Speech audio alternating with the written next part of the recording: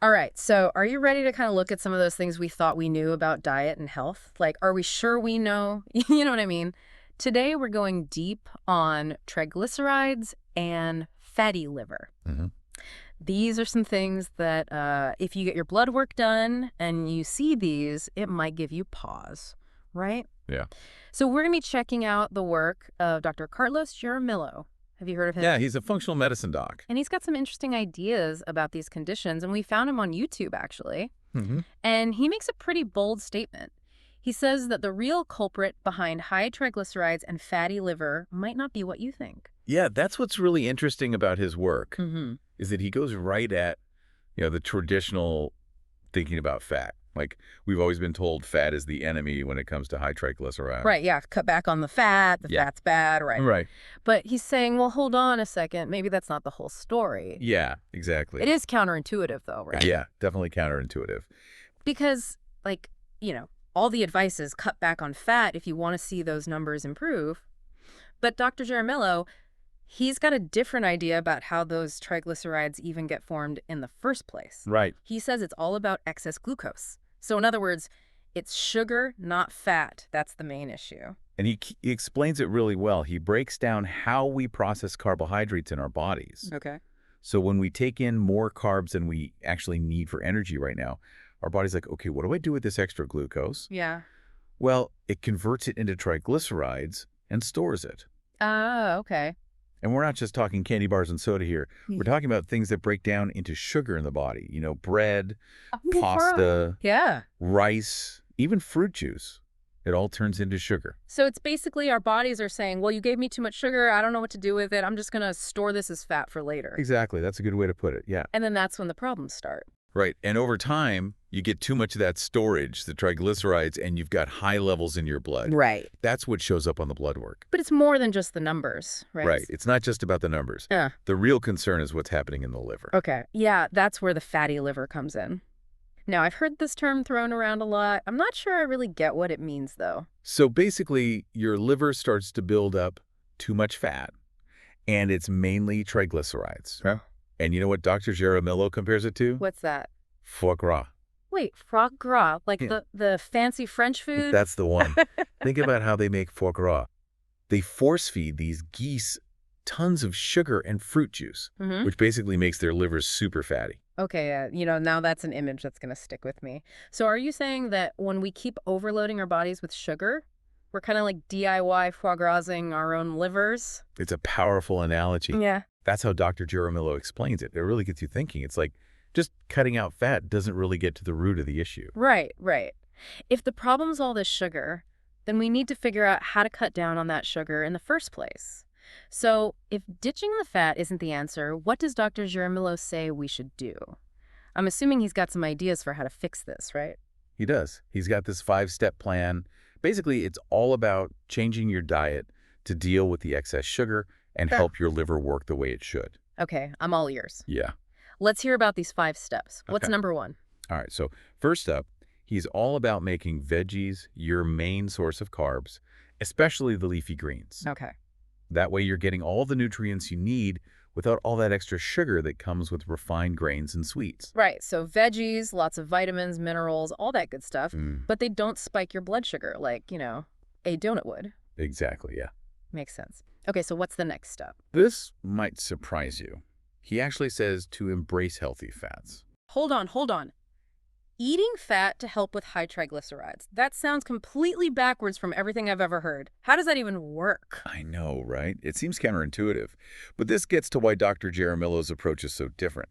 He explains that healthy fats help regulate insulin. Insulin. Isn't that the hormone involved in diabetes? It is, and it's also a key player when it comes to storing fat. Okay. When your insulin's working the way it should, your body can use fat for energy better instead of storing it.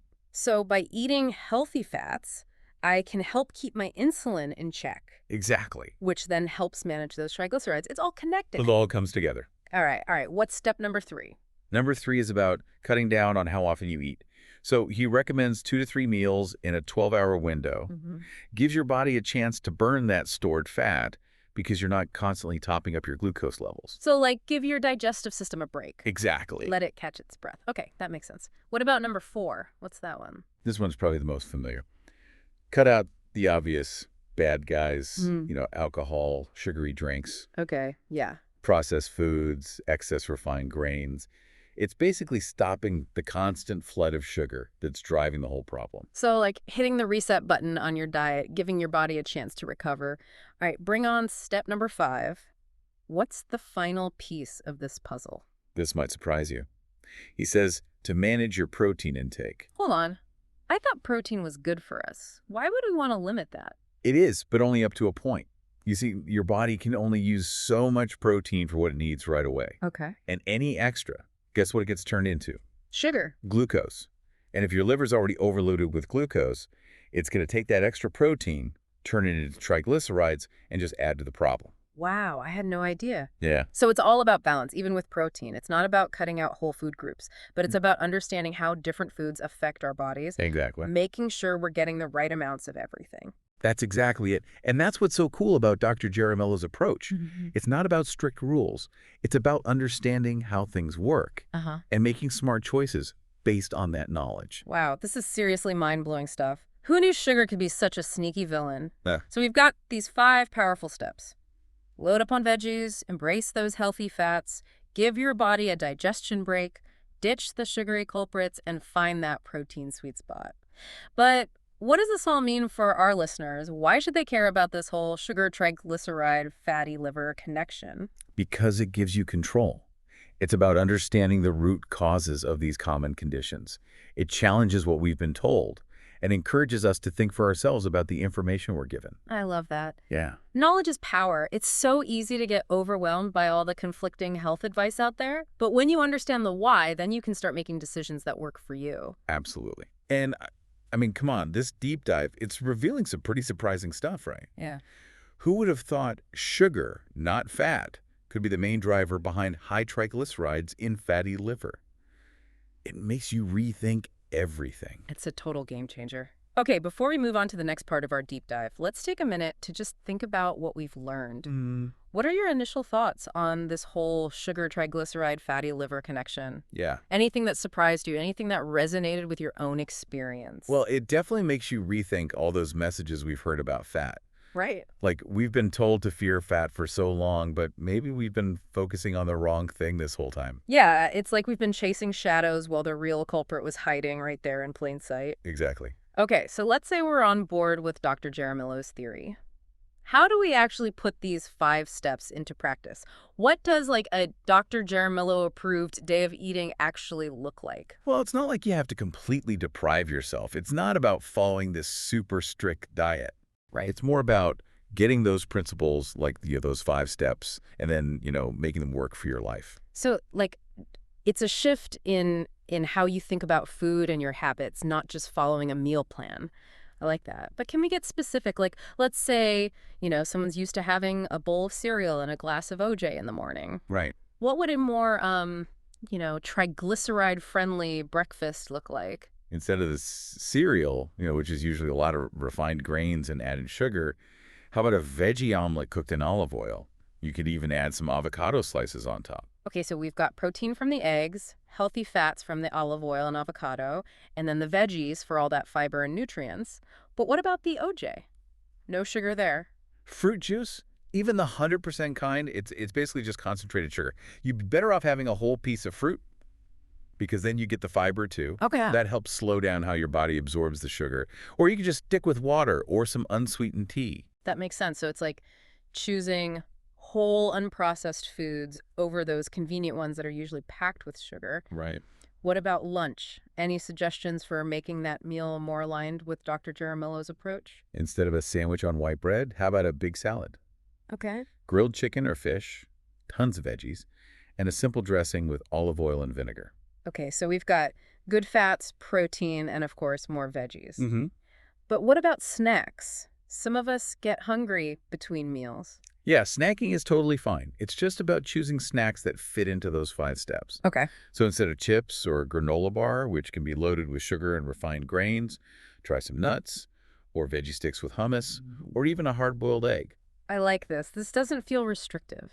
Yeah. You can still enjoy food and, not ignore your body when it's telling you it's hungry. It's all about making better choices. Exactly. And remember, it's about making progress, not being perfect. You don't have to change everything overnight. Right. Just start with small changes. Maybe swap out your cereal for a veggie omelet a few times a week, or trade that afternoon cookie for almonds and a piece of fruit. Small steps can make a big difference. Okay, so we've covered breakfast, lunch, snacks. What about dinner? Any tips for making that meal more triglyceride friendly? Load up your plate with those non-starchy veggies. Okay. Broccoli, Brussels sprouts, asparagus. Then add a moderate portion of lean protein like grilled fish, chicken, tofu, and don't forget the healthy fats, avocado, olive oil, nuts. You could roast those veggies with some herbs and spices, bake some salmon with olive oil, stir-fry some tofu with your favorite veggies, and a sprinkle of sesame seeds. Those sound delicious. It shows that healthy eating doesn't have to be boring. Not at all. You can still enjoy lots of different flavors and cuisines. Absolutely. And, the more you have fun in the kitchen and find recipes you actually like, the easier it is to stick with this way of eating. I love that. It's not about some strict meal plan, but finding what works for you, what you enjoy, what makes you feel your best. Exactly. That's what's so great about Dr. Jaramilla's approach. It gives you the tools to be in charge of your own health.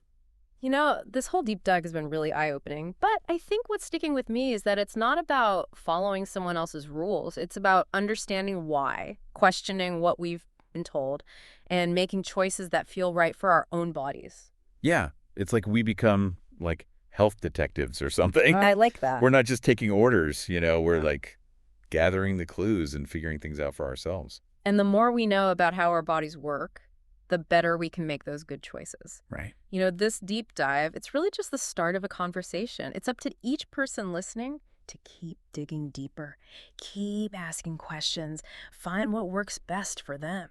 Exactly. It's not about following someone else's rules. It's about taking this knowledge and making it your own, using it on your own health journey, right? So as we wrap up our look at Dr. Jaramillo's approach, tackling high triglycerides and fatty liver, I want to leave our listeners with a little challenge. We've uncovered this surprising role of sugar in these conditions, but where else might excess sugar be hiding in your diet? Oh, that's such a great point. Sugar is sneaky. It can pop up in the most unexpected places. I know, right? Think about those smoothies that we think are so healthy, or those low-fat yogurts, even the sauces and condiments we use without even thinking. It's time to get out our magnifying glasses and become label detectives. Yeah. Let's take a closer look at those ingredient lists and see if we can spot those hidden sugars lurking in our pantries. You might be surprised by what you find. I think a lot of people would be shocked to see just how much sugar is added to the food they're eating every day. It's a real eye-opener. And, this isn't about demonizing sugar completely. It's about being aware. It's about understanding how it affects our bodies and then making conscious choices that support our goals. Absolutely. This deep dive has been amazing. It shows just how powerful knowledge can be and how important it is to be proactive about our health. Couldn't agree more. We've learned sugar might be the villain we didn't expect. Healthy fats can actually be good for us. And those simple changes in our diet can make a huge difference. But most importantly, we have the power to take control of our own health. It's been a great journey. I hope our listeners feel inspired to keep learning and exploring because, the pursuit of knowledge never really ends, right? Love that. Well, So until next time, stay curious, keep asking those questions, and keep diving deep into this amazing world of health and wellness. And of course, take good care of yourselves.